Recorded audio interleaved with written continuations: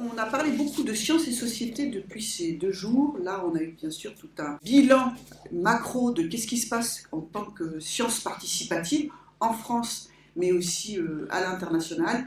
Hier, on l'a évoqué, faire venir des associations dans un comité éthique, comment les citoyens participent de la recherche.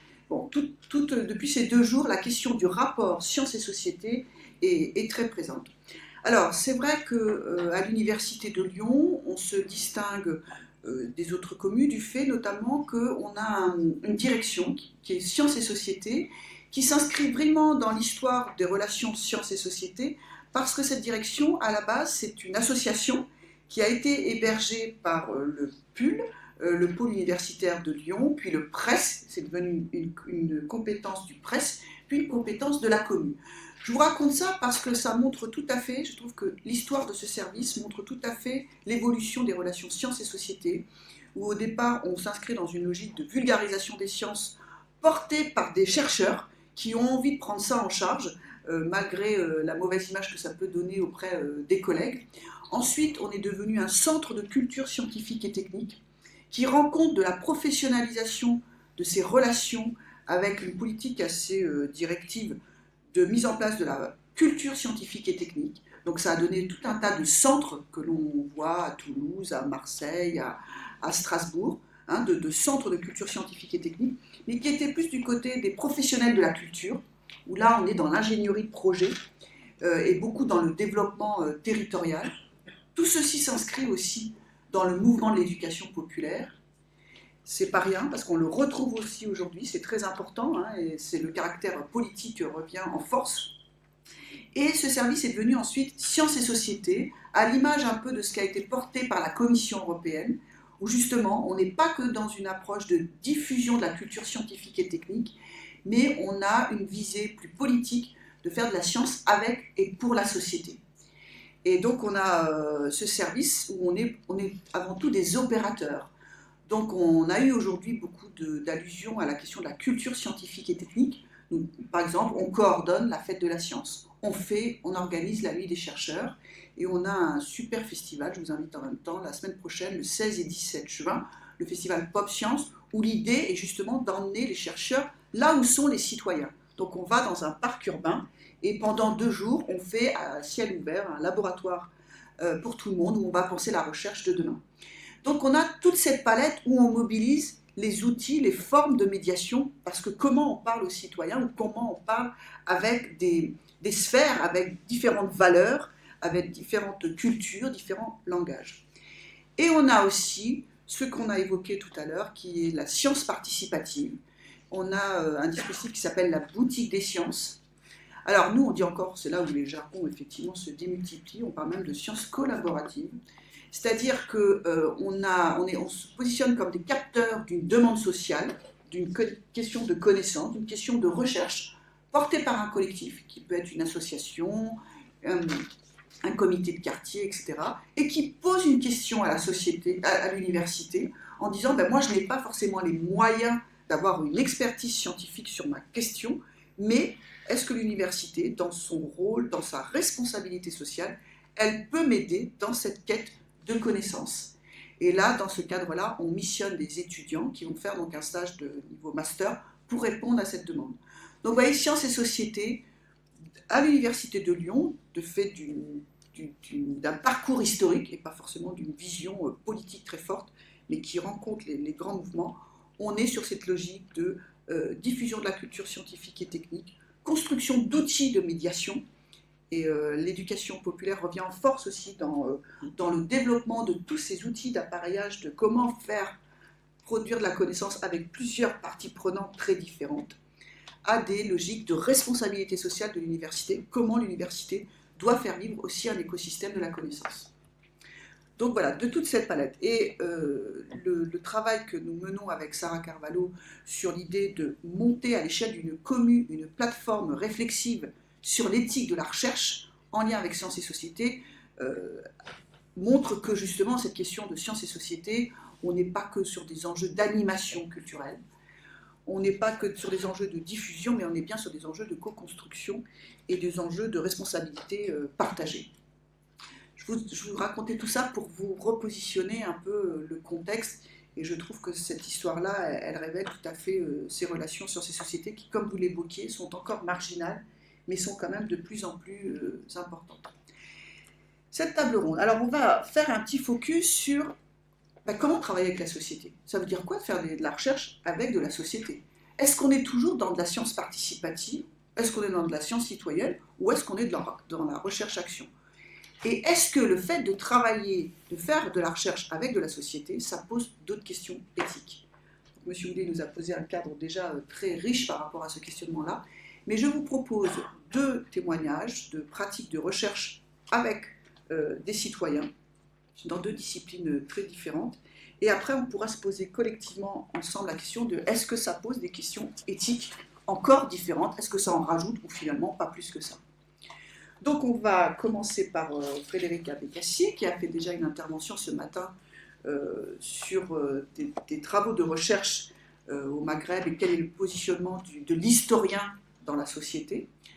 Donc Frédéric, vous êtes historien, vous travaillez à l'ENS de Lyon, et notre idée était que vous nous rendiez compte d'un travail que vous avez fait avec des associations de la ville de Villeurbanne suite aux attentats post-Charlie. Et là, on voit aussi le caractère de comment répondre à un besoin de société quelque part un peu urgent. Merci.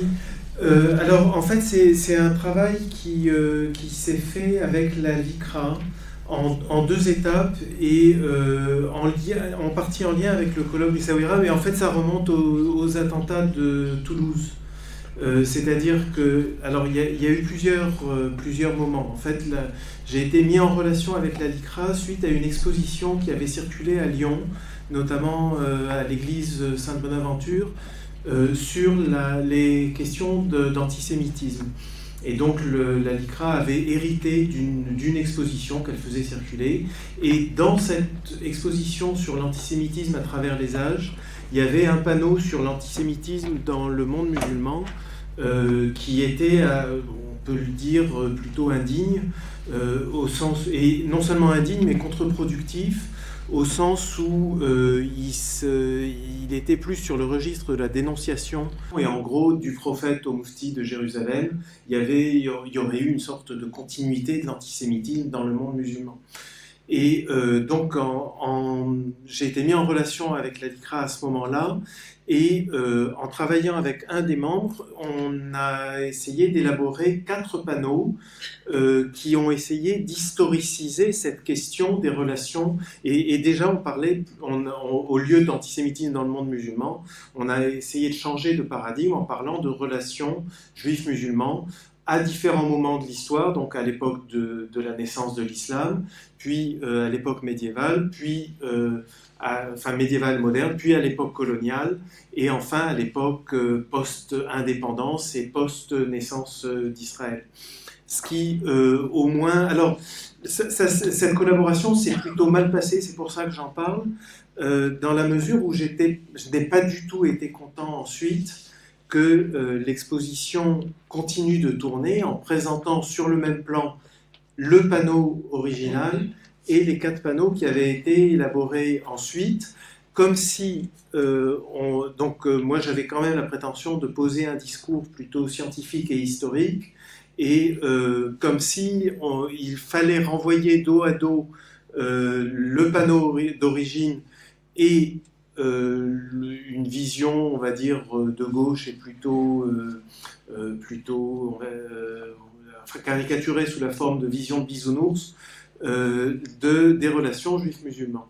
Donc, c'est un premier moment qui s'est plutôt mal passé. Ensuite, la LICRA a envoyé une délégation, LICRA Rhône-Alpes a envoyé une délégation au colloque d'Essaouira, et c'est sur cette... Et ensuite, il y a eu les attentats de Toulouse, et une initiative portée par 3 militantes de la LICRA Rhône-Alpes sur Villeurbanne, suite à Latifa Ibn Ziaten. Donc là, je pense que vous la connaissez, c'est la maman d'un soldat qui a été tué par Mohamed Merah, et qui a entrepris à partir de là, en tant que musulmane et en tant que mère d'une des victimes, de circuler, de discuter dans les cités avec des jeunes. Voilà. Et donc, très marqué par cette expérience de Latifa Ibn Ziaten, ces militantes de la LICRA ont essayé de discuter avec des femmes de Villeurbanne sans trop bien savoir ce qu'elles voulaient faire. Si elles voulaient créer un groupe de mères, ME, accent grave RES, en tant que groupe susceptible de prendre la parole et de prendre des positions suite à l'éventualité de nouveaux attentats ou de nouveaux actes antisémites sur Villeurbanne, ou de réagir à des crispations intercommunautaires. Donc le but n'était pas clair, mais suite donc, à ce qu'elles avaient vu à Essaouira, elles sont parties sur l'idée d'entretiens individuels avec des femmes donc, qui ont été menés en 2013, entre janvier et juin 2013, où ces femmes auraient raconté leur parcours à la fois migratoire ou d'origine. Alors on reviendra sur cette question des origines, parcours migratoire, parcours professionnel et trajectoire familiale. Alors, dans une ville, alors Villeurbanne, c'était un petit peu un hasard, mais pas totalement. Enfin, sociologiquement, ça s'explique, puisque Villeurbanne est une commune de l'agglomération lyonnaise qui s'est constituée sur un siècle par immigration. Donc, personne ne peut dire qu'il est Villeurbanais de souche. Donc, c'est une des raisons qui a présidé au choix. D'autre part, c'est aussi bon, il se trouve que c'était un réseau de militants et que de proche en proche, donc elles ont contacté un échantillon d'une vingtaine de femmes et avec l'idée très pré-notion, enfin de se disant, on va prendre des femmes, 6 femmes juives, 6 femmes musulmanes et 6 femmes ni juives ni musulmanes. En gros, voilà le point de départ. Et ensuite, une fois qu'elles ont eu tous ces entretiens, j'étais revenu du Maroc et elles ont fait un peu appel à moi en me disant qu'est-ce qu'on en fait et qu'est-ce qu'on peut faire. Et donc ça a été un accompagnement de 3 ans d'un petit groupe qui s'est formé. Alors, et qui a abouti finalement à une publication, si je peux me permettre de prendre, voilà, au moins la publication apparaîtra sur l'écran. Alors, donc un accompagnement, alors en fait, moi je suis arrivé dans le processus au moment où elles se sont dit, on va réunir toutes les femmes qu'on a interviewées individuellement. Les interviews ont toujours été faites à deux personnes, 2 intervieweuses et une femme interviewée. Là, on les réunit, donc elles acceptent quelque part de lever le voile et donc de sortir de l'anonymat de l'entretien individuel et de éventuellement réfléchir à faire groupe et sans trop savoir ce qu'on allait en faire. Et toutes ces femmes sont arrivées, donc elles étaient 18 ou 19 dans les premières sessions. Au fil des séances, le petit noyau s'est réduit quand même quasiment de moitié, mais c'était lié aussi au fait que l'objectif n'était pas clair. Et que l'objectif, c'est dégager au fil du retour sur les entretiens, du retour réflexif sur les entretiens vus des unes et des autres et lus par tout le monde. Et c'est finalement assez vite dégagé l'idée qu'on allait en faire au moins une sorte de rapport de recherche pour dire que le groupe avait existé, que le groupe avait réfléchi sur ses parcours et avait réfléchi à plusieurs. On reviendra après sur la couverture, mais en gros, ce qui s'est dégagé comme thème, c'est cette question du discours des origines à l'épreuve du réel. Je vous ai dit l'étiquetage par lequel ces femmes avaient été choisies, et en fait, on s'est aperçu très vite que le discours des origines était prégnant dans les entretiens, mais qu'il n'était pas forcément premier, et que bien souvent ces femmes ne s'identifiaient pas ni à une quelconque communauté juive, ni à une quelconque communauté musulmane, et encore moins à un ni-ni. Que ce discours des origines était lui-même problématique, que par contre ce qui reliait tout le monde c'était les parcours scolaires et ce parcours où ça a été la séance sans doute la plus chargée en émotions, ces séances où toutes sont revenues sur leur propre parcours scolaire et les blessures de l'école et la violence infligée, on revient à cette question de violence infligée par le système scolaire avec l'orientation et le couperet de l'orientation pour des femmes qui venaient de milieux modestes et aussi qui avaient derrière elles des parcours migratoires. Et ce qui était apparu, c'était aussi l'écart entre la scolarité des mères qui étaient totalement à l'école publique et la scolarité des enfants qui relevait d'une offre confessionnalisée et récemment confessionnalisée sur Villeurbanne. Donc ça a été un point central. Et puis alors après, ce qu'on a pu interroger, c'est la manière, non pas de faire communauté, mais la manière, au contraire, de s'inscrire dans une tradition, en montrant que les traditions, y compris les traditions religieuses, ne relevaient pas d'une transmission mécanique. Et donc, dans notre conclusion, cette conclusion recherche pour l'action, qui renvoie un petit peu au rapport Aubin, on plaidait sur on a connu le rapport Aubin qu'après, mais ce qui renvoie à cette idée de nécessité de sortir des processus de ghettoisation, d'une nécessité de la mixité par l'école publique. Alors, pour conclure sur les questions de problèmes éthiques et de difficultés en cours de recherche, alors, vous voyez qu'il y a finalement 5 auteurs qui sont apparus, mais tout a été écrit à 10 mains. Et en même temps, il y a une dizaine de femmes qui ont été interviewées, qui sont en quelque sorte passées à la trappe, qui ont été dans un statut ambivalent de personnes anonymes, mentionnées par des pseudonymes dans le courant de l'enquête, partie prenante du processus, mais non devenues auteurs. Et certaines d'entre elles ont souhaité, par la suite, au moment où on a présenté l'ouvrage, sortir de l'anonymat et assumer, elles aussi, le contenu de l'enquête. Disons que voilà, le problème éthique, ça a été ça. Je crois que le problème éthique aussi, il tient à cette déperdition qu'il y a eu, passage en gros perte de moitié, mais qui tenait, je pense, à la faible définition des objectifs initiaux de l'enquête.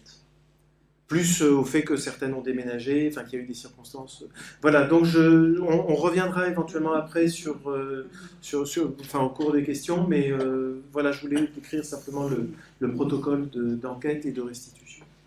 Est-ce que pour vous, c'était une des premières expériences de recherche de faire un travail comme ça avec des citoyens ? Pourquoi c'est différent, cette recherche, des autres recherches que vous faites ? Alors, c'était pas si différent parce que, je vous ai raconté un peu ce matin le colloque Algérie où il y avait des associations citoyennes qui étaient très partie prenante et qui en plus y ont mis de l'argent. Donc, après, ça s'inscrit, je dirais, dans la continuité des impasses que j'ai signalées ce matin, au sens où on fait de la science et en même temps on fait violence aux personnes dont on parle en leur disant que l'histoire qu'ils croient avoir vécue n'est pas forcément celle qu'ils ont vécue ou n'est pas forcément, ou en tout cas qu'elle peut se voir sous une autre approche. Du coup, ça implique, me semble-t-il, absolument une participation des acteurs ou des descendants ou des témoins dans cette écriture de l'histoire. Parce que l'un des enjeux très forts qui se jouait autour de ça, c'était des trajectoires qui venaient du Maghreb, qui avaient des rapports à la citoyenneté difficiles, et chaque renouvellement de carte d'identité est un parcours difficile et douloureux. Et en même temps, elles ont toutes pris conscience, parce qu'on a beaucoup parlé du décret Crémieux, parce qu'on a beaucoup parlé de la manière dont la citoyenneté s'est construite en contexte colonial, elles ont pris conscience que c'était des problèmes dont elles avaient hérité. Donc on est à la fois dans la formation, je dirais, où j'apportais un éclairage d'experts, mais en même temps on est dans une forme d'écriture en commun qui s'apparente, c'est un peu ça que je désignais ce matin par le terme d'écrivain public. Monsieur Houllier, est-ce que pour vous, cette recherche fait partie de la catégorie des sciences participatives? Où est-ce qu'on est, je me permets d'aller dans de la recherche appliquée, la recherche-action, comme parfois on peut l'entendre? Alors vous avez vu que d'ailleurs dans la charte, je l'ai évoqué tout à l'heure, le rapport était sur les sciences participatives, et quand on a rédigé la charte, l'interaction avec toute une série d'acteurs nous a amené à faire une charte sur les sciences et recherche participatives. Il faudra nous en dire plus, justement. Disons que c'était important pour ceux qui étaient dans le domaine de l'action, de la recherche-action, d'où le lien avec votre question, et qui parfois, parce que moi ce que j'entends ce que vous dites, c'est une des difficultés a été la définition en cours de chemin, voire après un petit moment du chemin, c'est une difficulté de l'objectif. Et je pense que dans pas mal de questions de recherche-action, il y a des gens qui se rencontrent. Des fois, ils ont un objectif très clair, mais des fois, ils savent qu'ils ont un problème à traiter. Ils souhaitent le traiter collectivement, entre acteurs sociaux. Ils souhaitent y impliquer des chercheurs.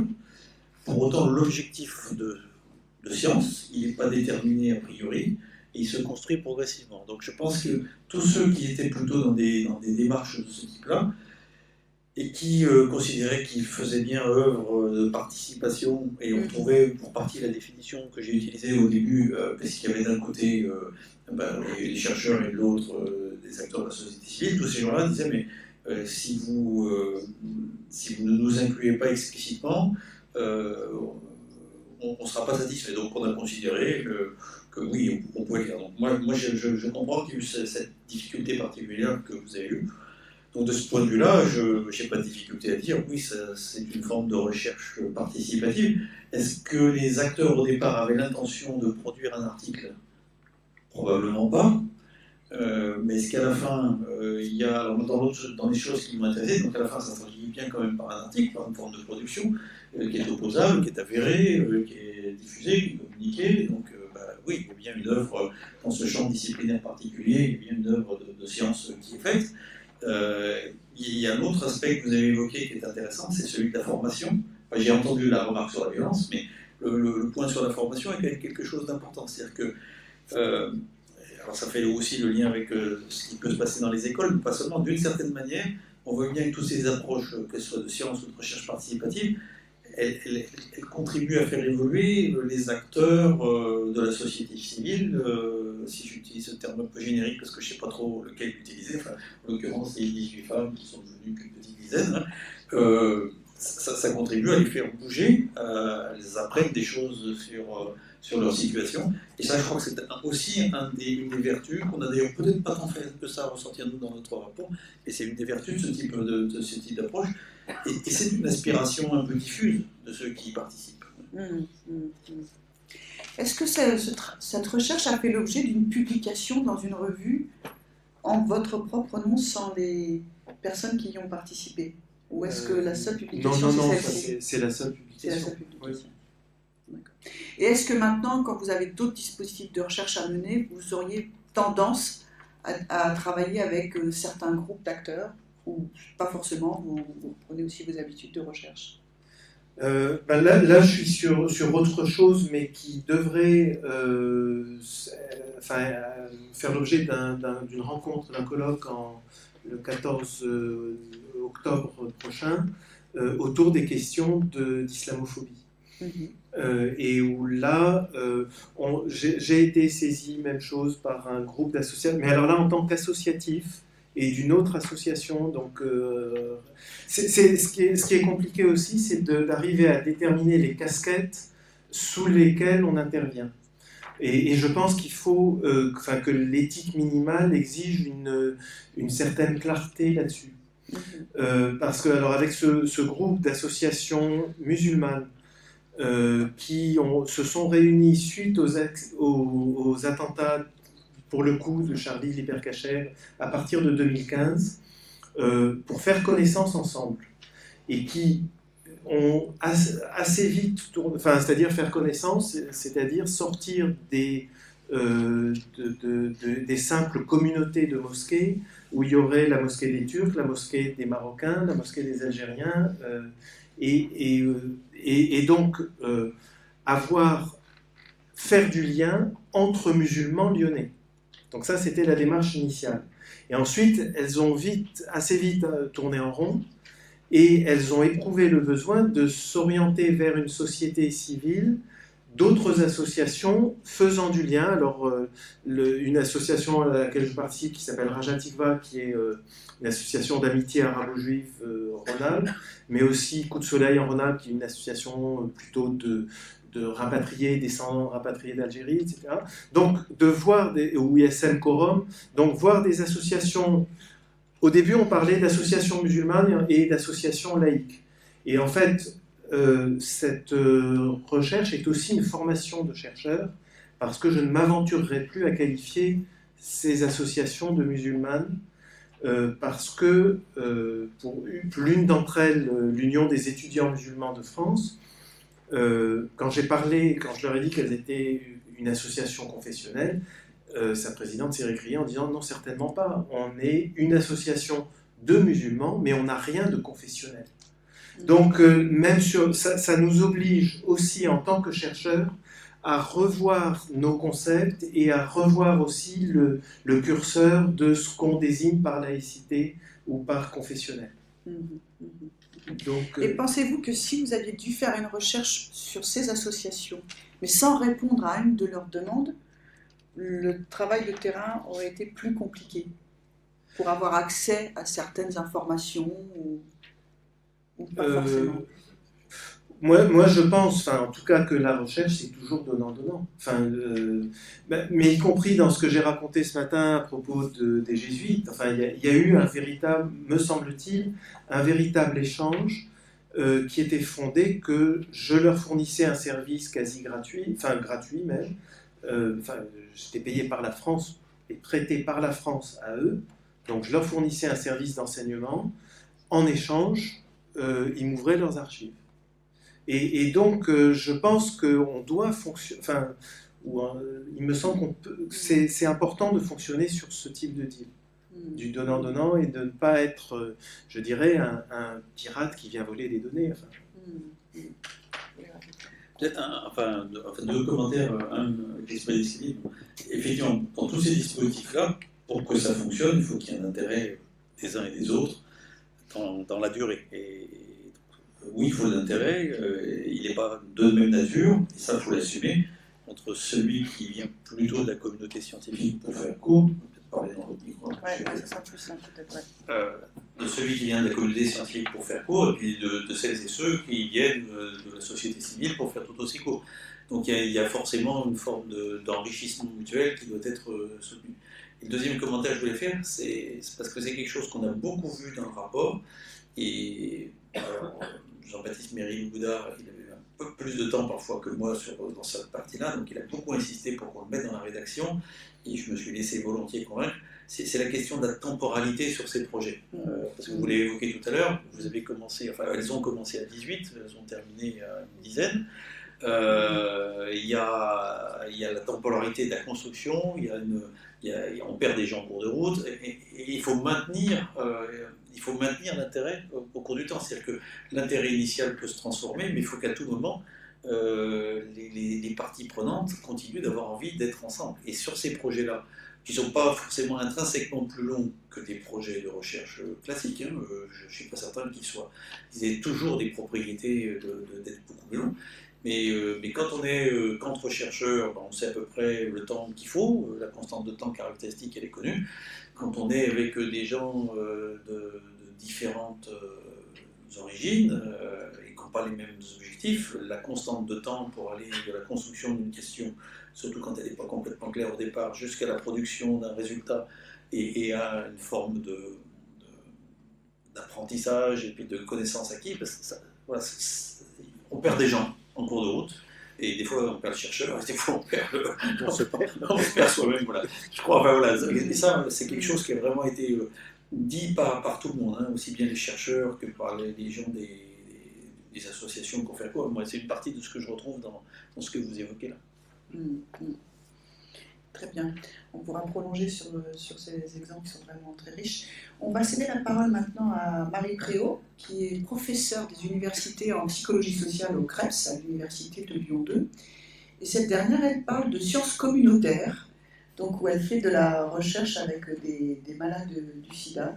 Donc pareil, on va se plonger dans des cas précis d'expérience et on va voir un petit peu comment ça nous pose des questions autrement. Merci pour cette invitation à venir vous présenter à la fois un exemple concret d'une recherche communautaire. Alors vous allez voir que ce sont encore d'autres terminologies que je vais utiliser, et puis aussi vous présenter les réflexions que nous avons pu avoir suite justement à différentes expériences de recherche communautaire pour essayer de déterminer de quoi est-ce que nous parlons justement lorsqu'il s'agit de recherche communautaire, de démarche communautaire. Et finalement, en écoutant, je connaissais bien votre rapport, je pense que nous sommes une sous-catégorie, mais un certain nombre de nos questionnements rejoignent tout à fait ce que vous avez pu évoquer tout à l'heure. Alors, juste quelques mots pour expliquer la démarche dans laquelle nous nous situons.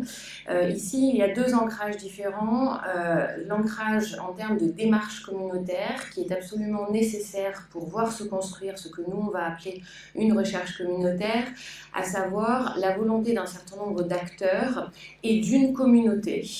C'est l'une des limites de la chose, qui souhaitent travailler ensemble et se mobiliser autour d'un problème spécifique identifié par la communauté. Et ceci aussi s'inscrit dans une démarche qui est celle de la démocratie sanitaire, puisque le travail que je vais vous présenter s'inscrit dans le champ de la santé.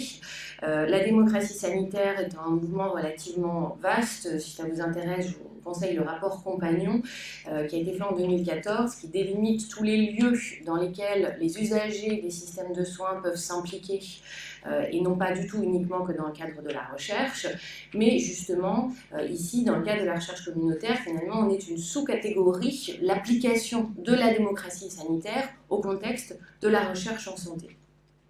Alors, cette démarche communautaire, quelques mots pour dire qu'elle se fonde vraiment sur la mobilisation de groupes qui sont concernés.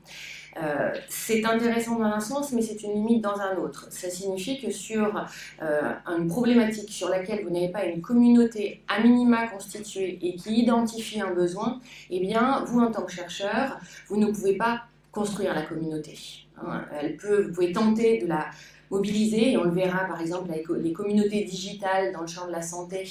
On peut tout doucement amener les choses, mais si elles n'existent pas, c'est compliqué. Donc ça, c'est une première idée. La seconde idée, c'est vraiment l'idée de faire avec et de faire ensemble et ne jamais faire pour. C'est vraiment très important. Ça correspond aussi à une démarche ascendante, de plus en plus à la mode, mais c'est pas toujours si évident que ça à réellement mettre en œuvre, et j'insiste là-dessus. Et par ailleurs, ici, ce qui va peut-être nous distinguer de certaines sciences participatives telles qu'elles ont été évoquées, c'est vraiment la reconnaissance du savoir profane et de l'expertise du vécu. C'est-à-dire qu'on considère qu'on a deux groupes d'acteurs, on a les chercheurs qui ont certaines compétences, et puis on a les acteurs de cette communauté qui ont d'autres compétences liées à leur vécu, par exemple de la maladie, et il va y avoir une reconnaissance mutuelle de ces savoirs. J'insiste, je vais y revenir tout à l'heure. Et dans cette démarche communautaire, il y a aussi à un moment donné l'enjeu de viser une transformation sociale. Pas nécessairement dans la recherche, je vais en reparler, mais de viser une transformation sociale. Si on a l'ensemble de cette démarche qui existe, on va pouvoir développer de ce qu'on appelle de la recherche communautaire. Donc, toujours la même chose qui va être guidée par les besoins de la communauté, où on va identifier un problème précis, et c'est tout l'enjeu. Souvent, une communauté, elle identifie un problème extrêmement vaste. Et notre rôle en tant que chercheur, ça va être toujours de recentrer sur quelque chose qu'on peut travailler dans le cadre de la recherche. Elle va se faire donc avec les populations, et avec les populations, ici j'insiste, à toutes les étapes de la recherche. C'est-à-dire qu'on va co-construire, mais on va faire ensemble à toutes les étapes, de l'élaboration de la question de recherche, à la méthodologie, au recueil de données, à l'analyse des données, et bien évidemment à la publication. Donc ça c'est, et j'insiste beaucoup parce que je pense que ça devient très à la mode de faire travailler et de mobiliser des acteurs divers et variés, mais de co-construire de A à Z ensemble, c'est tout à fait une autre question. Donc elle vise la transformation sociale et surtout, ça c'est très important, elle répond aux exigences méthodologiques de toute recherche scientifique. Parce que quand vous commencez à dire que vous faites de la recherche communautaire, comme le disait Florence tout à l'heure, eh bien, vous n'êtes pas forcément perçu comme étant quelqu'un de très rigoureux. Et moi, ça me donne plutôt l'impression qu'on devient encore plus rigoureux que lorsque l'on n'est pas en contact avec les communautés. Mais peut-être que mon regard est biaisé. Et cette recherche communautaire, elle est interventionnelle ou pas. C'est-à-dire que moi, je vais vous présenter l'exemple d'un projet qui était une recherche interventionnelle. On a mis en place une nouvelle action. Mais j'ai d'autres exemples, on en parlera demain notamment, qui ne constituent pas des recherches interventionnelles, mais que nous avons malgré tout co-construit autour d'une problématique identifiée avec une communauté spécifique. Cette recherche communautaire, oui, elle est politique. Elle n'est pas anodine. Pour un chercheur, il s'agit d'une posture épistémologique que de choisir de travailler en recherche communautaire. Ça, c'est très clair. Ceci étant, elle ne remet pas en cause la posture du chercheur, puisqu'elle pose des standards scientifiques, enfin, utilise des standards scientifiques tout aussi équivalents à ce qui se fait classiquement, et elle va poser, oui, de nouvelles questions éthiques que je vais développer. Et puis juste, vous avez évoqué le fait que ce n'est pas que dans les pays du Nord qu'on mène de la recherche communautaire. J'aime beaucoup cette citation qui est issue d'un article en 1992 d'une recherche communautaire menée en Afrique du Sud avec des femmes autour de la prévention du cancer du col de l'utérus. Et on voit bien que voilà, il n'y a rien de nouveau et il n'y a pas vraiment qu'au Nord qu'on soit capable de mener ce type de recherche. Donc ça m'a fait rire quand vous avez évoqué ça tout à l'heure. Quelques mots et après je passe au descriptif rapide de la recherche. Cette recherche communautaire, elle nécessite des savoir-faire et des savoir-être. On ne peut pas travailler, et pour moi il s'agit finalement d'une certaine forme d'interdisciplinarité qu'on met en place lorsqu'on travaille en recherche communautaire, mais il va falloir déconstruire des idées reçues de la part et des acteurs communautaires et des chercheurs. Il va falloir apprendre à vraiment construire un mode de collaboration qui n'est pas si évident que ça, mais qui est peut-être facilité lorsqu'on a déjà eu des expériences d'interdisciplinarité. Évidemment, on confronte des normes, des valeurs, des finalités variées. Il faut comprendre quels sont les enjeux pour les acteurs qu'on mobilise de s'impliquer dans la recherche. Il faut que les acteurs aussi comprennent quelles sont nos contraintes en tant que chercheurs. Notamment, on parle toujours de la publication, mais voilà, il faut expliquer pourquoi c'est important. Et cette recherche communautaire, clairement, elle prend du temps, donc on se rejoint aussi. Elle ne prend pas forcément plus de temps sur la durée, mais elle prend du temps d'appropriation, d'interconnaissance. Ça ne peut pas se faire comme cela. Il faut aussi, et ça j'insiste, pour moi, c'est aussi des enjeux de personnes. Il faut se connaître. L'interdisciplinarité, elle se construit pas si on n'a pas compris et qu'on n'a pas à un moment donné quelque chose qui se joue d'un point de vue interindividuel. Et cet enjeu interindividuel, il passe aussi par la véritable reconnaissance des compétences de l'autre. Si on n'est pas convaincu que des patients ont un savoir profane qui est absolument utile pour faire avancer la recherche, c'est pas la peine de s'impliquer dans une recherche communautaire.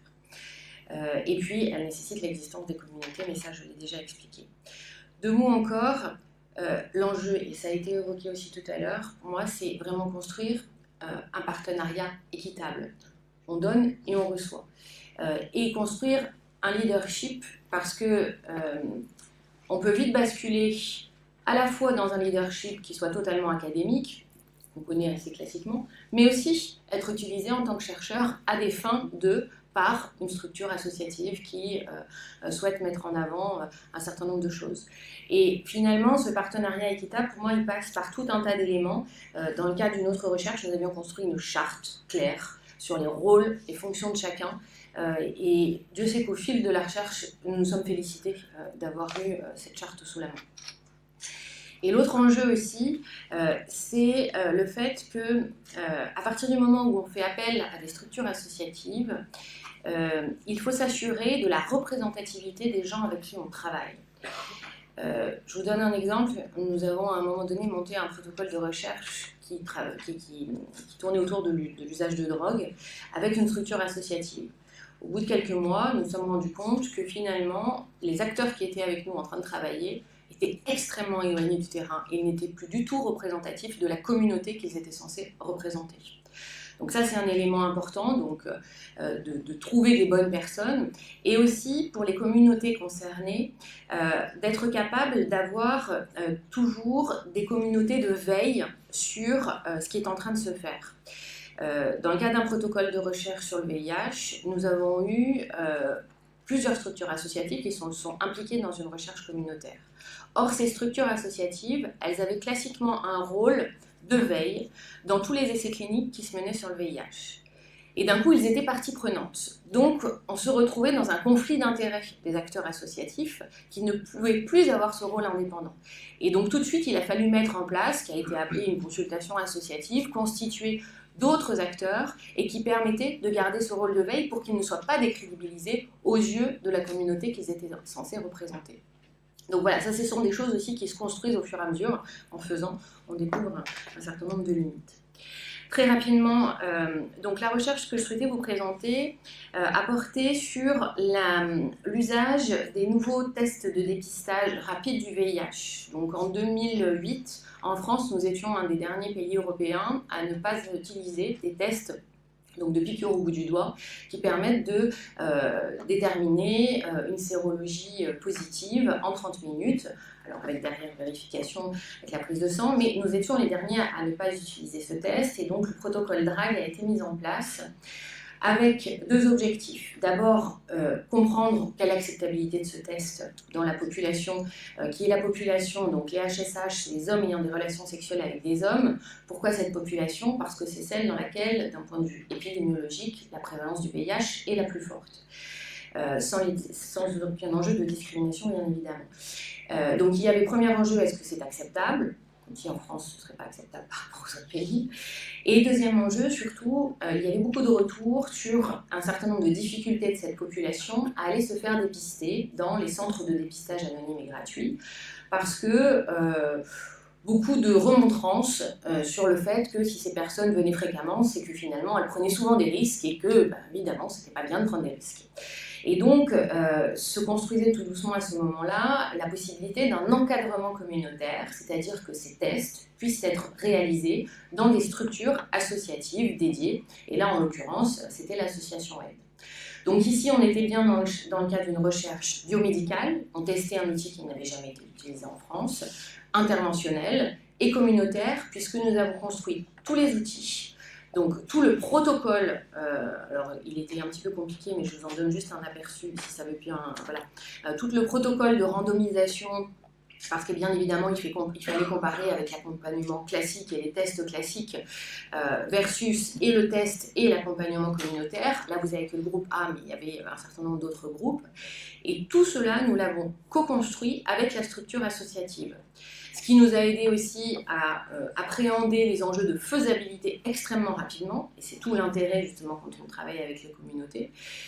Nous avons construit tout le counseling, le fameux accompagnement avec les acteurs associatifs en les formant.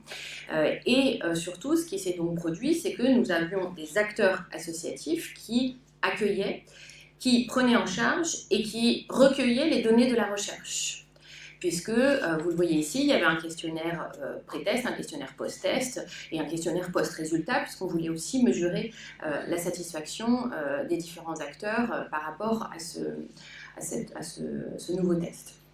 Et donc, nous avons construit les questions de recherche avec les acteurs associatifs. Je vais essayer d'aller assez vite, donc je ne vous les liste pas. Nous avons construit des outils de recueil de données. Je vous donne des exemples tout bêtes, mais quand on travaille sur cette population des HSH qui prend des risques, il y a différents types de partenaires avec qui on prend tel ou tel risque pour dénommer ce type de partenaire et que ça fasse sens pour les personnes. C'est toujours mieux de travailler avec les acteurs du terrain parce que nous, on n'a pas forcément le vocabulaire qui s'y prête. Et là, on a vu à quel point c'était pertinent. Et nous avons donc formé les acteurs communautaires, d'abord au protocole en tant que tel, comprendre à quoi ils participent, puisqu'on était sur du multicentrique en France. Donc même si on avait une équipe de départ, il fallait en former d'autres. Au recueil de données, pourquoi on met en place un questionnaire? Dans le questionnaire, qu'est-ce que mesure chaque question pour qu'il n'y ait pas de reformulation possible. Donc en fait, à chaque fois, dans ces protocoles, on a le questionnaire en tant que tel et on a le guide du questionnaire où on explique à chaque fois ce qu'on veut mesurer dans chacune des questions. Et bien évidemment, à l'accompagnement, puisque là, il proposait un test, donc il fallait qu'ils sachent comment faire le test.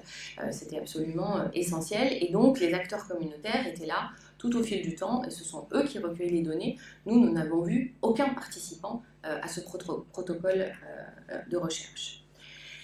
Je passe sur la triangulation méthodologique, mais par contre, je voulais juste évoquer le fait que, parallèlement à cela, et je pense que ça, c'est quelque chose d'essentiel, qui permet de répondre, pour moi, en partie, à certaines questions éthiques, nous avons mis en place une analyse d'implantation. C'est-à-dire que nous avons cherché à comprendre à toutes les étapes de la prise en charge, entre le moment où la personne arrive dans la structure pour se faire dépister et jusqu'à la fin, qu'est-ce qui avait été mis en œuvre par les différents acteurs? Comment ils le mettaient en œuvre? Est-ce que tout ce qui était prévu dans le protocole, ils arrivaient à le faire ou pas? Pourquoi c'était problématique? Et ça nous a permis par exemple de déceler le fait que les personnes, normalement, quand elles venaient se faire dépister, c'est elles qui se piquaient au bout du doigt. Les acteurs communautaires, d'un point de vue légal, n'étaient pas censés les piquer. C'est la personne c'était un auto-prélèvement. Et on s'est rendu compte au bout de quelques séances que les gens ne souhaitaient pas se piquer. Et là, on a pu déceler très rapidement un problème qui était le fait que vous aviez potentiellement une personne séropositive qui accompagnait quelqu'un qui venait faire un test de sérologie du VIH et qui se retrouvait dans la position de devoir piquer la personne avec le risque de se piquer soi-même. Et je ne vous fais pas le détail de tout ce que ça peut représenter en termes de risque sanitaire. Et cette analyse d'implantation qui nous a permis donc de comprendre à la fois les facteurs individuels, mais tous les aspects organisationnels liés à l'interaction, qu'est-ce que ça représentait pour eux de parler de prise de risque alors qu'ils étaient passés par ces étapes, nous a permis de tirer un certain nombre de fils qui, pour moi, était vraiment le lieu clé où on a pu questionner les enjeux éthiques et surtout permettre de les retravailler rapidement. C'est-à-dire que quand on a vu que les gens ne se piquaient pas, on a mis en place un autre dispositif, on a utilisé d'autres outils, voilà. Donc ça a été un garant, une forme de garant pour essayer de travailler ces aspects. Dans les recherches communautaires, à mon sens, on pose d'autres défis éthiques qui sont un petit peu différents, à la fois pour les chercheurs et pour les populations qui vont participer à la recherche. J'ai évoqué le rôle de ce fameux comité indépendant. Je pense qu'il est très important. C'est un garant pour tous, que ce soit pour les acteurs communautaires, mais aussi pour nous, surtout dans un contexte où on a eu l'habitude de travailler avec ces comités indépendants, et qui est celui du VIH. C'est aussi comprendre quel est le positionnement des acteurs communautaires. Ici, pour moi, c'est l'enjeu fort, c'est de comprendre que, bien sûr, qu'une structure associative qui s'implique dans une recherche communautaire, elle a un enjeu derrière de plaidoyer, de montrer à quoi la recherche a servi. Il faut absolument que les chercheurs aient en tête cet enjeu de plaidoyer, justement pour ne pas le servir, mais pour garder une position autonome et avoir leurs propres questions de recherche auxquelles ils répondent et qui peuvent parfois servir le plaidoyer, mais parfois ne pas du tout le servir, voire aller à l'inverse de ce que ces acteurs souhaitaient montrer. Et ça aussi, c'est quelque chose qu'il faut clarifier dès le départ, leur expliquer qu'on n'est pas là forcément pour montrer la même chose. On travaille ensemble, ils participent à l'élaboration des questions de recherche pour qu'elles aient du sens, mais ils ont aussi le droit d'avoir leurs propres enjeux de plaidoyer derrière, parce que derrière, il y a aussi leur financement, leur positionnement les uns entre les autres, etc. etc. Donc ça, je pense que c'est vraiment important. c'est ce que aussi j'évoquais dans cette position de... oui, à mon sens, qui est la responsabilité du chercheur que de poser les choses dès le départ, pour justement ne pas décevoir par la suite. On a un rôle qui est celui du chercheur, on choisit une façon de se faire différente, qui implique une épistémologie différente, mais on reste un chercheur, et on n'est jamais au service d'eux, tout comme eux ne sont pas à notre service. J'avais listé pour moi ces enjeux éthiques qui sont à la fois tout autant au niveau méthodologique que épistémologique, et puis sur la valorisation. Juste 2 mots. D'abord sur la publication, alors je pense que dans les sciences participatives, c'est peut-être un peu plus facile de ne pas co-publier avec les personnes qui se sont impliquées. Ici, très clairement, je pense que pour nous, et de l'expérience que j'ai de ces différents protocoles, c'est un enjeu majeur de co-publier, de co-écrire. Les acteurs communautaires acquièrent des compétences, ce qui pose d'ailleurs d'autres problèmes, parce qu'après ils ont envie de faire la recherche sur nous, mais ça c'est autre chose. Mais ils acquièrent des compétences et leur légitimité est tout aussi importante dans la publication. Je pense que c'est très important pour eux et voilà, c'est aussi notre rôle que de les faire participer. Et puis aussi restituer les résultats. Alors ça va être l'enjeu de la journée de demain, de discuter de ces enjeux de restitution, mais là-dessus aussi, la restitution, c'est pas pour les acteurs communautaires, c'est pas comme si les chercheurs ne devaient pas s'y impliquer. On doit la co-construire, et là aussi, vont se poser d'autres questions qu'on va plutôt travailler demain. Voilà, je vous remercie. Est-ce que cette recherche elle est possible sans impliquer les communautés? Non, clairement, là, donc c'est de recherche, voilà. Et est-ce qu'on peut dire que justement le fait de travailler avec des acteurs en dehors du monde académique exacerbe cette notion de responsabilité et nous force à, comme vous l'indiquez, à expliciter le rôle des uns et des autres et ses valeurs, alors qu'elles sont aussi présentes dans d'autres types de recherche, mais qu'on ne prend peut-être pas le temps ou que ça va de soi parce qu'on est entre soi? Oui. Moi, le parallèle que je fais avec l'interdisciplinarité, c'est juste que quand on travaille avec d'autres disciplines que les nôtres, alors soit elles sont très éloignées, il faut réexpliquer certaines normes, je pense aux normes de publication par exemple, des choses comme ça, entre les SHS et les sciences dures, mais là on est encore obligé d'aller plus loin dans la justification de qui on est, quelles sont nos contraintes en tant que chercheur, ce qu'on fait tous les jours, chercher des financements, publier, encadrer des doctorants, amener des doctorants et je pense que peut-être que ça nous force à réfléchir notre posture épistémologique beaucoup plus tôt et de façon beaucoup plus violente que ce qu'on peut le faire en interdisciplinarité assez classique. Ce que j'ai évoqué, les savoir-être, les savoir-faire, c'est cet enjeu d'interconnaissance. Tout comme nous, on a besoin de comprendre les enjeux importants pour une structure associative avec laquelle on travaille et qui parfois nous échappent totalement. Des enjeux de budget, des temporalités sur l'année où on peut travailler avec eux ou pas, où ils peuvent se rendre disponibles, etc. Donc oui, je pense que ça nous pousse davantage à expliquer, à justifier. Mais finalement, en l'expliquant, en le justifiant, on y réfléchit peut-être encore davantage et je trouve que c'est important. D'abord, je trouve ça très, très intéressant. C'est une des raisons, finalement, quand on voit ce que vous venez de présenter, je pense que c'est une des raisons pour lesquelles il était utile de pouvoir faire en sorte que la charte s'appelle aussi sciences et recherche participative. Parce que toutes ces catégories vous l'avez qualifié de communautaire, et je comprends la raison, je n'ai pas de difficulté avec l'intitulé, mais on voit bien que tous ces dispositifs où il y a une coaction du type de celle que vous avez décrite ont de la peine à se reconnaître strictement dans l'intitulé sciences participatives et se reconnaissent encore un peu moins peut-être dans l'intitulé citizen science, qui pour le coup est très connoté occidental, de fait. Donc il y a bien. Donc moi je comprends ça. La deuxième remarque, c'est que tout à l'heure, quand je vous ai présenté une sorte d'archipel qui était illisible parce que c'était écrit trop petit, des différents types de publications, des différents domaines. Donc dans la partie qui était à l'ouest, sur la gauche du diapo, j'ai dit qu'il y avait beaucoup de recherches en sciences touchant la santé. Il y avait beaucoup, si vous regardez les mots-clés de mémoire, il y avait beaucoup community-based. Et donc on retrouve effectivement cette question de recherche communautaire, et c'est notamment un des points majeurs de ce qui se fait au Canada, dans ces pays-là.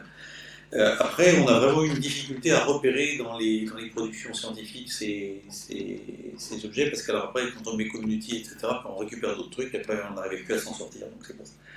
Donc ça, c'était un deuxième commentaire. Donc effectivement, c'est un sous-type peut-être de ce que j'ai été amené à regarder, mais c'est un type qui est très très prégnant et qui est très très présent. Donc dans le champ plutôt santé, sciences humaines et sociales au sens large, hein, parce que la notion de communauté elle implique tout de suite la définition d'un groupe, et on rentre, comme vous l'avez montré, par les questions de ce groupe-là. L'autre sujet, alors c'est pas que là, hein, par exemple dans le domaine de l'agriculture que j'ai bien connu, on a aussi toute une série d'activités de recherche-action qui sont souvent très liées à des activités de type communautaire. Hein. On tombe sur ce genre de situation. Et d'ailleurs, et ça revient à la question un peu sémantique, les gens n'étaient pas très à l'aise, hein, mes collègues agronomes qui étaient dans des activités de recherche-action, quand la mission a commencé sur sciences participatives, ils ont dit mais d'abord la science participative c'est nous et ça n'est que ça. Et donc ça a été un moment intéressant, donc de leur dire oui mais alors le muséum qu'est-ce qu'ils font non, c'est pas pareil. Donc il y a une vraie diversité qu'il faut assumer. Dans les choses qui sont séduisantes dans ce que vous proposez, enfin ce que vous avez fait, c'est une catégorie de projet dans laquelle effectivement là, il y a une sorte de maîtrise de cycle de vie du projet, du début jusqu'à la fin. Et quand je dis début jusqu'à la fin, enfin il y a un côté un peu cyclique sans doute dans l'affaire, hein, c'est pas un système parfaitement linéaire et bien décrit. Donc ça c'est une situation. Et puis la question de la formation des acteurs. Avec Jean-Baptiste Méril-Boudard, on a souvent utilisé l'expression équipement. Alors on avait utilisé équipement parce que l'équipement pouvait être aussi bien intellectuel, conceptuel, méthodologique, formation, que parfois matériel. Donc moi je trouve que ça c'est un point qui est effectivement un point majeur. Et puis effectivement il y a la formation en retour des autres. Je reviens sur un point que vous avez évoqué qui était en gros l'équité. Sans difficulté, mais cette sorte d'équité aussi dans les types de savoir. Alors, je ne le commande pas pour l'exemple que vous avez évoqué, mais on s'est quand même retrouvé au moment notamment de l'écriture de la charte, là, quand il a fallu faire valoir la diversité des savoirs, sur des moments un petit peu tendus, parce que à la fois la manière dont vous le présentez, je dirais, enfin moi personnellement, ne me pose pas de problème, mais je ne vois pas en quoi la présenter. Il y a quand même un certain nombre d'acteurs de la société civile qui peuvent à cette occasion-là, ou certains chercheurs d'ailleurs, induire une forme de relativisme généralisé sur la... C'est pas du tout ce que vous avez fait, hein, mais finalement dire, bah oui, mais la connaissance scientifique, peut-être... je vais dire autrement. On s'est retrouvé le jour où l'association qui s'appelle Alice, donc, qui était une alliance sciences-société, celle qui a fait un livre blanc, elle l'a remis à l'OPEXT en... fin mars dernier, c'est elle qui va organiser des assises de sciences-société prochainement. Et donc, quand elle a remis son livre blanc à l'OPEX, l'Office parlementaire d'évaluation des choix scientifiques et technologiques, il y a eu un certain nombre de lecteurs du livre blanc, alors plutôt du côté de la communauté scientifique, qui ont dit mais ça c'est quand même un peu de relativisme, il y a un petit risque de relativisme des faits scientifiques. Et spontanément, il y a un président d'organisme de recherche, pas le citer, mais qui a dit mais vous pouvez glisser de là aux fake news, aux fake science. Bon, alors c'était le moment où il y avait la marche pour la science, tout ça, Science en marche, je ne sais plus le nom, la marche pour la science, et Trump, etc. Mais on voit bien qu'il y a, enfin voilà, il y a à la fois, il faut respecter, je trouve, la diversité des savoirs, des compétences, des expériences, hein, parce que quand on parle de vécu, c'est finalement l'expérience personnelle, donc il faut faire, mais comme vous l'avez dit, il ne faut pas caler sur la partie scientifique et après se retrouver en gros à échanger des trucs dans tous les sens et à faire en sorte qu'on néglige soit le vécu des uns, soit la qualité de ce qui aurait été produit avec la méthode qui a été produite. Donc là, il y a un petit sujet. Puis comme vous êtes revenu sur la question de l'international, bon, moi je m'étais sincèrement posé la question de savoir si c'était un biais citizen science, quand vous regardez, c'est un côté très occidental, quoi. Donc c'était ça ma question. Hein, et ce qui est assez intéressant, c'est que les gens qui utilisent, par exemple dans le champ d'agriculture, le plus la terminologie recherche participative ou recherche-action, ne travaillent pas en France. Ça peut être des Français, mais ils travaillent en Afrique subsaharienne, en coopération, parce qu'on retrouve la question de la communauté, etc. Et donc on retrouve un petit peu, enfin ça boucle sur un point que j'évoquais tout à l'heure. Et puis un dernier point qui est un peu anecdotique, je suis allé il y a quelques mois en Chine, à Shenzhen, et avec des collègues qui travaillent, qui ont un programme, un master, et qui essayent de travailler sur des objectifs du développement durable avec les gens de l'université de Tsinghua à Shenzhen. Et puis, je ne sais plus comment dans la discussion est venue l'idée, tiens, on pourrait parler de citizen science et d'avoir un programme d'action, de recherche et de formation sur citizen science, sur les objectifs de développement durable en Chine. Tout ça pouvait faire un peu système. Le mot citizen science, là, je peux vous dire, on m'a expliqué rapidement qu'il n'était pas... les gens ont compris ce qu'on voulait faire, ils étaient d'accord pour le faire, mais l'expression était politiquement, à certains égards, ou culturellement, pas acceptable ou compréhensible. Donc, on voit bien que sur ces sujets de terminologie, de vocabulaire, il y a des moments un petit peu délicats. Donc, on pouvait le faire, mais sans le dire. Voilà. Donc, voilà quelques éléments de réaction comme ça, mais sur cet exemple. Moi, je voulais juste réagir sur deux petites choses. Alors, sur les compétences, donc clairement, l'idée, c'est vraiment d'être dans la reconnaissance de l'expertise apportée par chacun, mais comme dans un programme de recherche communautaire, on fait ce qu'on appelle du renforcement de capacité. Là, je pense à un projet qu'on a fait sur 5 pays, donc des pays africains, Équateur, Roumanie, très, très différents. Il y avait cette logique de renforcement de capacité parce qu'à partir du moment où on veut se dire qu'on veut analyser les données ensemble, il faut que les gens comprennent à minima, c'est des données quantitatives, un tableau de fréquence, quelques éléments statistiques. En fait, moi, ce que j'observe selon les structures, avec quelques années de recul, c'est que certains ont compris à quel point c'était intéressant de travailler ensemble, et c'est le début d'autre chose, et ça se poursuit. Et puis d'autres se sont complètement appropriés, et ce sont des chercheurs communautaires, ils se définissent comme ça. Et c'est vrai qu'à un moment donné, on s'est dit, bon, il va falloir, en plus, comme dans certaines instances, c'est beaucoup plus chic d'avoir des chercheurs communautaires, et notamment des chercheurs en SHS que nous sommes. Voilà, on a un petit moment de flottement en se disant qu'il fallait quand même aussi bien travailler la chose avec les différents acteurs. Il y a un autre aspect aussi sur lequel je voulais revenir, que je n'ai pas évoqué, mais vous l'avez évoqué tout à l'heure. C'est tout le travail que vous avez fait sur la communication avec les institutions. Et notamment les financeurs de la recherche et les institutions type universitaires, où là, nous, on se retrouve coincé dans un certain nombre de situations où, dans la mesure où la structure, par exemple associative, est un partenaire à proprement parler du projet, pour un certain nombre de financeurs, ça n'existe pas. Un partenaire associatif ne peut pas être, c'est pas un partenaire institutionnel. Et on s'est retrouvé coincé sur des projets internationaux parce que Arcasida au Mali, qui était l'acteur majeur de la mise en œuvre d'une recherche communautaire, n'a pas pu recevoir de financement, donc il fallait passer par des montages, etc. Et ça, pour moi, c'est un enjeu aussi pour le plaidoyer important côté recherche communautaire, c'est comment on peut faire bouger un certain nombre de lignes pour que ce soit l'ANR. Alors nous, on travaille beaucoup avec l'Agence nationale de recherche sur le sida, donc là, il n'y a pas de souci, de toute façon, ils ont compris et ils sont obligés. L'INCa, là, tout doucement, sur la structure Sentinelle, on essaye, mais on voit bien que sur l'ANR, c'est juste impossible, ça passe pas. Et voilà, selon les structures, et je pense que, et même les universités, aller reverser de l'argent à une structure associative, c'est loin d'être simple. Moi, j'entends le commentaire. Enfin, ça mène je l'entends, je ne sais pas comment dire autrement que de dire ça. On voit bien qu'il y a un enjeu particulier d'identification de ces types de partenaires. Et ça fait écho à un autre aspect que vous avez évoqué, qui paraît parfois politiquement pas très correct. Mais on s'est retrouvé dans ce genre de projet. Il y avait une sorte de présupposé que parce que c'était avec des associations, la société civile, il n'y avait pas de conflit d'intérêts.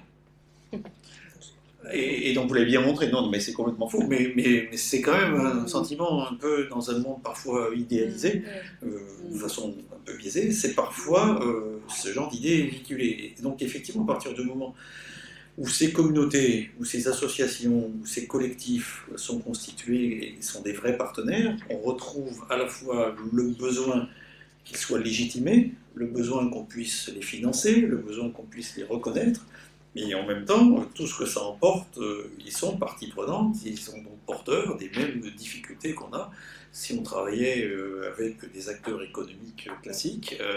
Ils sont porteurs d'intérêts et donc ils sont porteurs de conflits potentiels, de liens, de toutes ces choses-là. Et moi, j'ai été intéressé par ce que vous avez dit tout à l'heure sur la manière de reprendre de la distance, que j'ai oublié, enfin je l'ai noté là, mais sur le comité de... Donc il faut assumer cette discussion, cette interaction profonde avec des acteurs de société civile, comme si c'était des vrais partenaires, comme des entreprises, puisque à un certain moment, on parle de partenariat qu'avec la partie entreprise. Oui, bonjour, je suis Béatrice de Montera, enseignant-chercheur à l'Université catholique de Lyon, en biologie et éthique.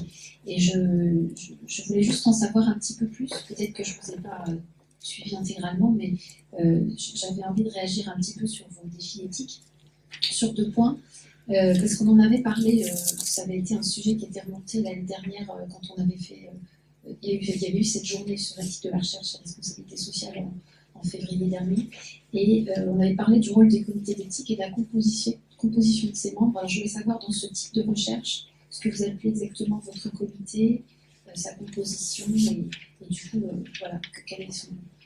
Rapidement, un petit peu, enfin, c'est des questions qui peuvent être intéressantes. Et puis le deuxième point, c'était juste plus à titre personnel. Vous en avez parlé, mais j'aurais aimé savoir peut-être un petit peu plus comment vous liez la question éthique à la question d'épistémologie dans ce genre de recherche. C'est-à-dire qu'en gros, l'épistémologie, que concerne-t-elle les sciences participatives, les SHS est-ce qu'il y a finalement une refonte des concepts à l'œuvre dans votre recherche? Ça m'intéresse beaucoup. Alors, sur le comité indépendant, ici, pour moi, c'est vraiment d'autres acteurs issus de la même communauté qui gardent un regard extérieur sur le déroulement de la recherche. Je donne juste l'exemple, dans le milieu du VIH, il y a eu des acteurs associatifs qui participent depuis pas les débuts, mais presque, à tous les conseils scientifiques des essais cliniques menés dans le champ du VIH et qui donc avaient un rôle de veille pour s'assurer des aspects d'information, de consentement, d'équité, voilà. Là, l'idée, c'est que comme un certain nombre de ces acteurs associatifs sont partie prenante, il faut garder ce regard extérieur. Sur l'exemple de l'étude Hypergay de prévention médicalisée du VIH qui avait fait beaucoup parler parce qu'il y avait l'usage d'un placebo versus une molécule dont on ne savait pas si elle était efficace dans une population qui prenait des risques répétés face au VIH mais qui n'était pas séropositive. Clairement, certains acteurs associatifs se sont impliqués dans l'étude, c'est une recherche communautaire, mais on voyait bien que dans la communauté concernée par le VIH, je l'ai appelé au sens très large, il y avait d'autres acteurs qui étaient totalement contre, et donc un comité indépendant a été mis en place, représentatif des différents acteurs associatifs, donc avec certains des postures très différentes, mais qui permettait d'être garant, entre guillemets, qui permettait de discuter, et Dieu sait qu'ils nous ont fait revoir le protocole un certain nombre de fois à l'occasion des réunions. À chaque conseil scientifique, il y avait ensuite une réunion avec le comité indépendant. Donc pour moi, c'est une forme de comité d'éthique issu de la communauté qui est très attentif aux mêmes questions auxquelles sont attentives les comités éthiques. Enfin, je pense par rapport au CEI qui a été présenté hier par Christine Doski, on a des acteurs associatifs à l'intérieur. Là, c'est la même démarche, mais constituée uniquement d'acteurs associatifs concernés.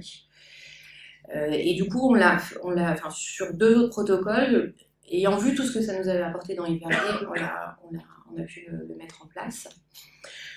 Pour répondre à votre question sur la différence entre éthique et épistémologie, pour moi, ici, l'épistémologie, c'est vraiment en quoi est-ce qu'en tant que chercheur, on adopte une façon de faire de la recherche. Et donc, certes, c'est ponctué de questionnements éthiques, mais c'est davantage une posture, et une posture qu'on va aussi défendre, parce que c'est pas une posture classique. Moi, je me suis beaucoup entendu dire que c'était peut-être pas très très sérieux, d'où l'enjeu aussi de la publication et de la copublication avec les acteurs communautaires, parce que pour moi c'est un moyen de montrer que ce qu'on a fait, alors c'est peut-être pas le meilleur, vu tout ce qu'on a pu discuter sur l'intégrité scientifique aujourd'hui, mais quand même c'est un moyen, et c'est un moyen aussi de montrer à quel point on est dans la co-construction, parce qu'on va au bout de la co-construction. Mais voilà, le niveau épistémologique pour moi c'est façon de faire, façon de collaborer, mais quelque part c'est un engagement moral aussi, et qui est ponctué aussi de tous ces questionnements de qui je suis, je travaille pas pour eux, je travaille pas à la solde d'eux, et qui est parfois compliqué parce que quand on montre des résultats qui vont à l'inverse du plaidoyer de ce que voulait montrer la structure associative, ça nous est arrivé une fois sur un des pays là, de l'étude de partage qui était multicentrique, ça a été compliqué. Mais en même temps, comme on avait toujours vraiment assis notre posture en tant que chercheur dès le départ avec la charte, enfin moi ça nous a sauvé la charte, et bien voilà, on était finalement à l'aise, je dirais, et on avait l'impression d'avoir une posture éthique et déontologique dans ce cadre-là. Oui, merci pour toutes vos communications. Alors bien sûr, les dimensions de sciences participatives, bon, il y a aussi, vous ne l'avez peut-être pas traité, mais il y a aussi bien sûr les tendances Wikipédia. Il y a aussi bien sûr finalement au sein même de la communauté universitaire les archives ouvertes, les commandes ouvertes, qui font partie aussi, je veux dire, toutes ces dimensions-là. On parle aussi beaucoup d'empowerment, mais là plutôt dans le monde anglo-saxon, vous n'avez pas parlé d'incapacitation, et effectivement, et également d'autonomie. Alors ça me fait penser aussi, peut-être aussi à une certaine autonomisation aussi des acteurs.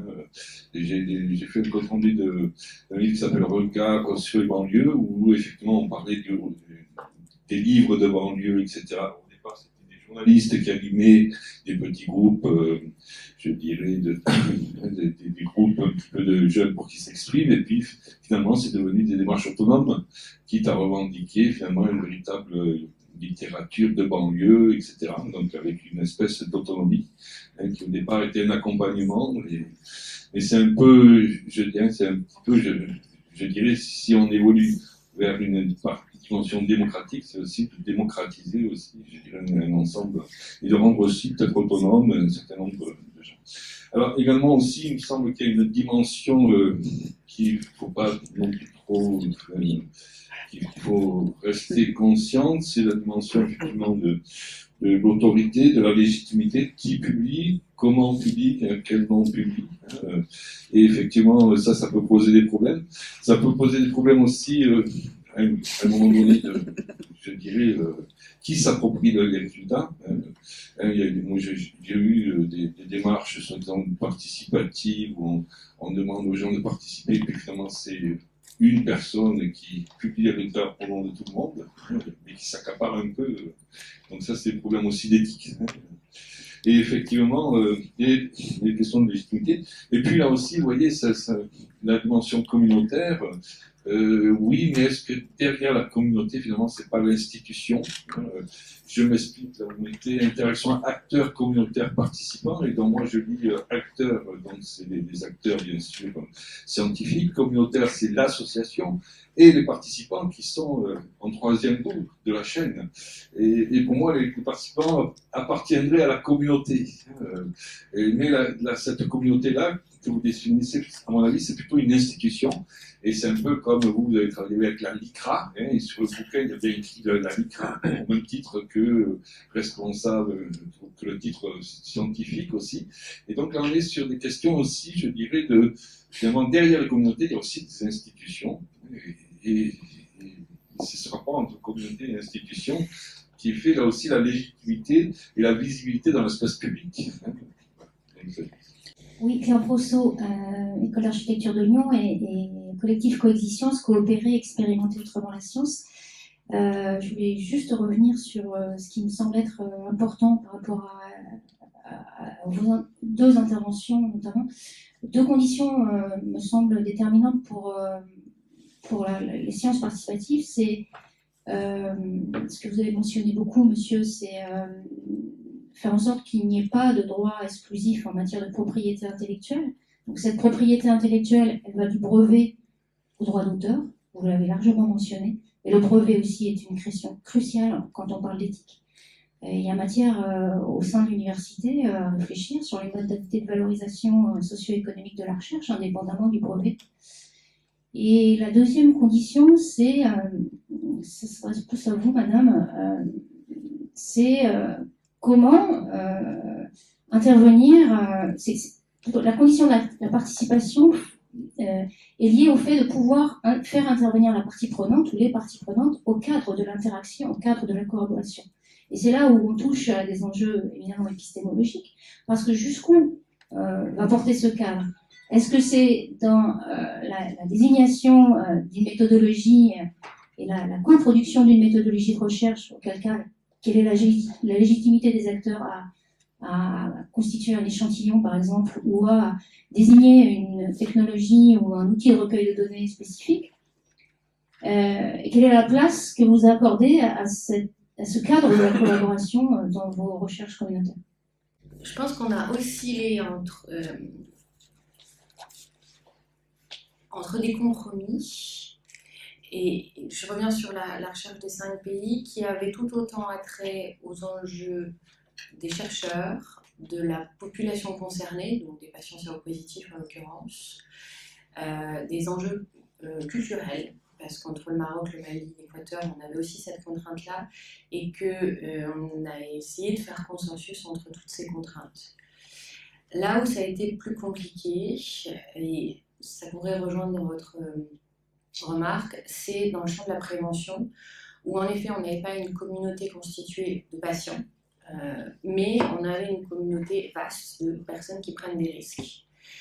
Et là, c'est vrai que la question de jusqu'où on va, elle s'est réellement posée, mais malheureusement, comme on était sur un enjeu d'une question de recherche cruciale de l'effet d'un médicament, l'aspect recherche a pris le dessus, alors qu'on aurait pu faire différemment s'il n'y avait pas eu cette difficulté cette contrainte, je dirais, de montrer l'effet d'un médicament, et qui là, du coup, prenait le dessus, était peut-être du coup un peu moins communautaire et co-construit que ce qu'on a pu le faire dans d'autres cadres.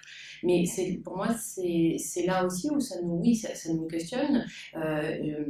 Les chercheurs marocains avec qui on avait travaillé, puisqu'à chaque fois on avait des équipes de recherche dans tous les lieux de cette étude, qui étaient des éthologues humains, donc qui n'avaient jamais vraiment travaillé sur le VIH, s'étaient beaucoup questionnés là-dessus, sur aussi qui on envoie vraiment sur le terrain pour recueillir les données, qu'est-ce qui peut se produire en termes d'interaction. Donc ça nous avait bien remis ces questionnements au bout du jour dans notre démarche.